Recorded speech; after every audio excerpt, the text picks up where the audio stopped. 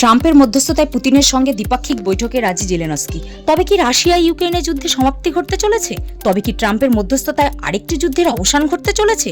সোমবার হোয়াইট হাউসে প্রেসিডেন্ট ট্রাম্পের সাথে বৈঠকে পরে জেলেনস্কি জানান, লড়াই বন্ধ করার লক্ষ্যে পুতিনের সাথে দ্বিপাক্ষিক বৈঠকে বসতে রাজি তিনি।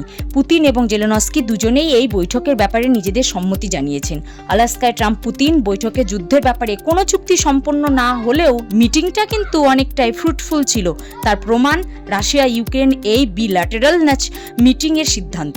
তবে একটা কথা অবশ্যই বলতে হবে, ট্রাম্পের এই মধ্যস্থতায় যদি রাশিয়া ইউক্রেনের যুদ্ধ বন্ধ হয় তবে গোটা বিশ্বে প্রেসিডেন্ট ট্রাম্প এবং এর ক্রেডিবিলিটি অনেকটাই বেড়ে যাবে।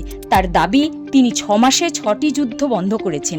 রাশিয়ার সংবাদ সংস্থা টাস জানিয়েছেন, প্রেসিডেন্ট ভ্লাদিমির পুতিন এবং প্রেসিডেন্ট ডোনাল্ড ট্রাম্প ইউক্রেনের যুদ্ধের বিষয়ে একে অপরের সঙ্গে ঘনিষ্ঠ যোগাযোগ অব্যাহত রাখতে সম্মত হয়েছেন।